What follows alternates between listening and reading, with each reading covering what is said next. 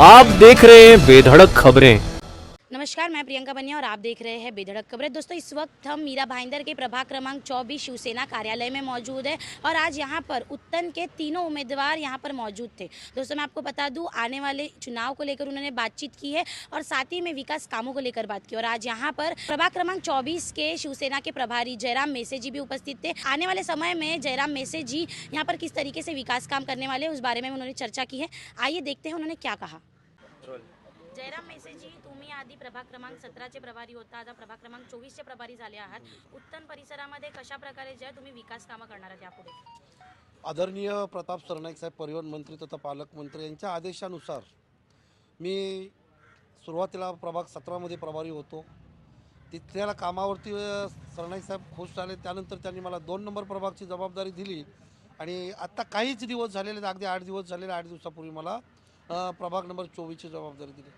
इलेक्शनचा काळ फार कमी राहिलेला आहे, पण कमी काळामध्ये ते सुंदर असं काम चालू आहे. तीनही उमेदवाराचं एकमेकांबद्दल अतिशय चांगलं कॉन्टॅक्ट आहेत, एकमेकांच्या कॉन्टॅक्टमध्ये राहून कामं करतात. कुठल्याही प्रकारचा इथे म्हणजे असा दुजा भाऊ वगैरे नाही आहेत. एकमेकांना सगळे अगदी एकमेकांचे नातेवाईक असल्यासारखे सोबत घेऊन चालतात. आणि कामाचं जर म्हणाल तर कर्नल डिमोलो साहेब हे इथे 10 वर्ष नगरसेवक होते आणि त्यांच्या कार्यकाळामध्ये वरिष्ठांच्या मार्गदर्शनाखाली खूप काही कामं त्यांनी इथे केलेली आहेत. आणि त्यामुळे त्या कामांचा पाठीमागचा कामांचा भाग मागून इथले मतदार सुज्ञ आहेत. मतदार समजतात की ही काम करणारी व्यक्ती आहेत. आता जे उमेदवार आहेत ते काम करणारे आहेत.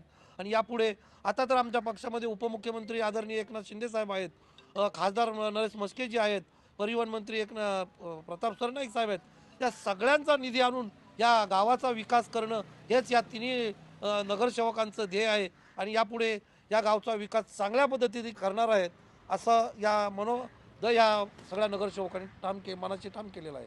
सर, उत्तन भाग हा जो आहे ग्रामीण भाग आहे, इथे काही शेतकरी आहेत, मच्छीमार आहेत, त्यांना खूप साऱ्या समस्या आहेत, पण त्यांच्या समस्यांचं निवारण जे आहे अजूनपर्यंत कोणी केलेलं नाही आहे. तुम्ही इकडले प्रभारी बनलात, त्यांच्या समस्यांवर तुम्ही कसं निवारण देणार आहात? बघा, इथल्या जनतेला मतदारांच्या समस्या आहेत ही गोष्ट मान्य आहे, परंतु जास्तीत जास्त समस्या शिवसेनेनेच येथील समस्या सोडवलेल्या आहेत. आम्ही अनेक वेळा आमच्या शिवसेनेच्या नेत्यांबरोबर, खासदारांबरोबर, आमदारांबरोबर इकडे आलेलो आहेत. अनेक गोष्टींचं उद्घाटनही केलेले आहेत, कामं पूर्णत्वासुद्धा गेलेले आहेत. आणि यापुढेही मी आत्ताच सांगितलं की आता पूर्ण चॅनल आमचा शिवसेनेचा आहे. त्यामुळे आम्हाला इथे निधीचा किंवा कुठल्या गोष्टीचं काही कमी पडणार नाही. आणि या विभागाचा विकास करून एक आदर्श विभाग म्हणून हा नक्कीच आम्ही नावलौकिकास आणल्याशिवाय राहणार नाही. मॅडम, प्रभाग क्रमांक 24 मध्ये तुम्ही कित्येक वर्ष झाले विकास कामं करत आलेले आहात. पुन्हा एकदा तुम्ही उमेदवारीमध्ये लढत आहात आणि यापुढे तुम्ही महिलांसाठी कशा प्रकारे काम करणार आहात? मी शर्मिला विन्सन बगाजी गंडोली प्रभाग क्रमांक 24 ब मधून उमेदवारीसाठी उभे आहे. सर्वप्रथम मी आभार मानते आमचे परिवहन मंत्री प्रताप सरनाईक साहेब यांचे आणि आठवण करते आमचे माजी आमदार गिल्बर्ट शेठ मेंडोन्सा यांच्या स्वर्गवासी झालेले आहेत, पण त्यांच्या आशीर्वादाने आम्हाला उमेदवारी मिळाली आहे. मला आशा आहे की मी एवढ्या वर्षामध्ये जी विकास कामं केलेली आहेत ती जनतेसमोर आलेली आहेत आणि त्याचं भरघोस असं आम्हाला प्रतिसाद, आम्हाला सहकार्य किंवा भरघोस असं आम्हाला हे मिळत आहे. म्हणजे प्रत्येक ठिकाणी गेल्यानंतर उत्स्फूर्त साथ मिळत आहे. त्याच्याबद्दल आम्ही पहिल्या प्रथम धन्यवाद देत आहोत. आपल्या प्रश्नाद्वारे मी सांगू इच्छिते की महिलांसाठी इथे मोठ्या प्रमाणात बचत गट तयार झालेले आहेत महापालिकेतर्फे आणि त्यांना विविध सुविधा इथे दिल्या जात आहेत. त्याचप्रमाणे मोठ्या प्रमाणात इथे विधवा महिलासुद्धा आहेत. त्यांना बऱ्याच वर्षापासून आपण महापालिकेतर्फे विधवा पेन्शन योजना चालू आहे. त्याचप्रमाणे मुलांसाठी त्यांच्या शैक्षणिक अभ्यासक्रमासाठी त्यांना फी माफी दिलेली आहे. त्यांच्या सक्षमीकरणासाठी त्यांना वेगवेगळ्या सुविधा उपलब्ध करून देत आहेत. त्याचप्रमाणे दिव्यांग मुलं आहेत, त्यांनासुद्धा मोठ्या प्रमाणात आपण महापालिकेतर्फे विविध योजना राबवल्या जात आहेत. त्यांना स्टॉल देणं, त्यांना कर्ज देणं किंवा त्यांच्यासाठी प्रत्येक वर्षासाठी त्यांच्यासाठी विविध योजना राबवणं हे आपल्यामार्फत वर्षानुवर्ष चालत आलेले आहेत. आणि हे सगळे संघटना किंवा वेगवेगळे बचत गट आपल्याला जोडलेले आहेत आणि त्यांचा चांगला प्रतिसाद मिळत आहे आणि त्यांचे आशीर्वाद आम्हाला ह्याद्वारे मिळत आहे. अजूनपर्यंत उत्तन परिसरामध्ये खूप काही विकास कामं झालेली नाही आहे, तर तुम्हाला काय वाटतं यापुढे अजून कोणती विकास कामं आहेत जी उत्तन परिसरामध्ये झाली पाहिजे? हां, महत्त्वाचं म्हणजे आपण सांगितलेलंच आहे आमच्या उमेदवारांनी की इथे जास्त मोठ्या प्रमाणात कोळी लोकं, म्हणजे कोळी लोकं, शेतकरी लोकं राहतो. परंतु हा परिसर जो आहे आमच्या ह्याच्यातला उत्तन परिसर हा जास्तीत जास्त परिसर किंवा जास्तीत जास्त घरं ही सरकारी जागेवर वसलेली आहेत. कारण कोळी लोकांची गावठण आहेत. परंतु इथे गावठणाचा दर्जा दिला जावा. त्याचप्रमाणे इथे बऱ्याच वर्षापासून प्रलंबित असा CTS सर्वेचा प्रश्न आहे, तो आम्ही मार्गी लावण्याचा खूप प्रयत्न केलेला आहे आणि तो वेगळ्या म्हणजे लास्ट स्टेजला आहे. ते पण आपण लवकरच करण्याचा आमचा प्रयत्न आहे आणि त्याचप्रमाणे वेगवेगळ्या योजनाद्वारे आमच्या मच्छीमार बांधवांना त्याचा फायदा व्हावा, शेतकऱ्यांना त्याचा फायदा व्हावा. कारण शेतकरी बंधू जरी कमी असले तरी परंतु त्यांचा पारंपरिक व्यवसाय कायमस्वरूपी इथे राहावा यासाठी आम्ही प्रयत्नशील आहोतच. त्याचप्रमाणे हा एक निसर्गरम्य असा परिसर आहे. त्यासाठी आपण मागील 2 वर्षापासून बघितलेलंच असेल की इथे मेट्रो कारशेडसाठी आपण एक मेट्रो कारशेड आलेला होता. परंतु आमच्या गावकऱ्यांनी एकत्रितपणे त्याचा लढा दिल्यामुळे तो मेट्रो कारशेड रद्द केलेला आहे. तर अशा वेगवेगळ्या योजना, वेगवेगळ्या आंदोलनामध्ये आम्ही सहभागी होऊन जे निसर्ग राखला कसा जाईल आणि आमचा हा परिसर कसा राखला जाईल त्याच्यासाठी आम्ही प्रयत्नशील सर, आहोत. प्रभाग क्रमांक 24 मध्ये आतापर्यंत कोणकोणती विकास कामं केली गेलेली आहेत आणि यापुढे कोणती विकास कामं करण्यात येणार आहेत? विकास कामाचं जर बोलायला गेलो तर आमचा हा परिसर जो आहे ना, मच्छीमार समाज आणि शेतकरी समाज जास्त मोठ्या प्रमाणात आहे आणि मासलीवर व्यापारी मासली खरेदी करणे, मासलीची विक्री करणे याच्यावर अवलंबून असणारे पण भरपूर लोक आहेत. तर सांगायला गेलो तर इथे आपल्याला शासनाच्या यावर अवलंबून न राहता स्वकष्टाने कमावणारी लोक इथे असल्याने त्यांच्या लागणाऱ्या गरजा त्याची कामं जास्त असल्यामुळे आम्हाला महापालिकांकडून कमी आणि राज्यातून आणि केंद्रातून कामं जास्त करावी लागतात.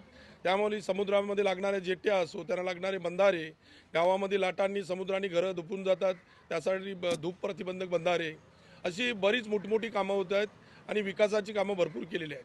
मच्छीमार समाजाला मासेमारीपासून जी लोक अडचणी आहेत त्या सर्व कामाचा आम्ही विकास इथे आपल्या प्रभागामध्ये केलेला आहे. सर, काही दिवसांआधीचे विभाग मंत्री नितेश राणे इथे आलेले होते आणि त्यांनी इकडल्या मच्छीमारांना असं सांगितलं की जर तुम्ही वोट BJPला केला तरच जे आहे तुमची कामं आम्ही करू. तर यावर तुमची काय प्रतिक्रिया आहे? ते ऐकलं आम्ही, म्हणजे कोणातरी तुमच्या प्रसार माध्यमातूनच ऐकलं, आम्ही नव्हतो तिथे. परंतु आम्हाला सांगण्यात आलं की लोकांना सांगितलं का अगर BJPला जर तुम्ही जिंकून आणलं तर आम्ही कामं करू. तर ह्या प्रकारचं हे बोलणं मंत्र्यांना एक शोभा देत नाही आणि ते मंत्री एकदा निवडून आल्यानंतर ते पूर्ण महाराष्ट्राचे मंत्री असतात. तर अशी भाषा करणं म्हणजे एक लोकांना धमकी किंवा लालच असंच म्हणावं लागेल.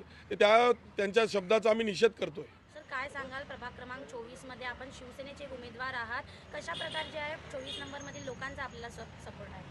प्रभाग क्रमांक 24मध्ये या अगोदर आमच्या शर्मिला बगाजी, एलन जॉर्जी गोविंद आणि एलायस बांडे हे 3 नगरसेवक होते आणि या 5 वर्षाच्या कालावधीमध्ये त्यांनी भरपूर अशी कामं केलेली आहेत. विशेष करून शर्मिला गंडोली, एलन मॅडम, एलायस बांड्या आणि त्या कामामध्ये गटारं, रस्ते, कॉन्क्रीट गल्ल्या, त्याचप्रमाणे समाज मंदिरं, पूल आणि नवीन शालागृह असे भरपूर कामं केलेली आहेत आणि लोकांची तर भरपूर कामं, नल कनेक्शन आणि सार्वजनिक कामं भरपूर केलेली आहेत. प्रभाग क्रमांक 24 हा गिल्बर्ट शेट यांच्या आधिपत्याखाली प्रभाग असल्यामुळे आम्ही त्यावेळेला मोठ्या मार्जिनने निवडून आलो होतो आणि आम्हाला विश्वास वाटतो की यावेळेला सुद्धा आम्ही मोठ्या फरकाने निवडून येऊ.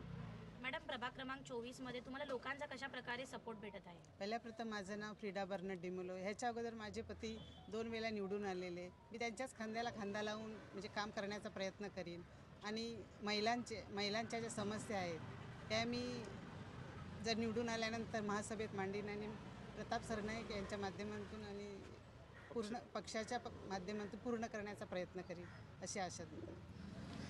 दोस्तों, जैसे कि आपने देखा, प्रभाग क्रमांक 24 के शिवसेना के तीनों उम्मीदवारों ने मीडिया से बात की, जहां उन्होंने कहा है कि आने वाले इस चुनाव के बाद जो है किसानों को और मच्छीमारों को जितनी भी समस्या है उनका निवारण वो करने वाले हैं। साथ ही में उन्होंने ये भी कहा है कि आने वाले समय में जो है महिलाओं के लिए भी कई सारी योजनाएं वो यहाँ पर लाने वाले हैं। ये एक ग्रामीण भाग है परंतु इसे जो है वो अभी शहर में बदलने वाले हैं। दोस्तों, इस पूरी खबर से आपको क्या लगता है ज़रूर कमेंट करके बताइए और देखते रहिए बेधड़क खबरें। मैं प्रियंका बनिया, कैमरा पर्सन गौरी पवार के साथ।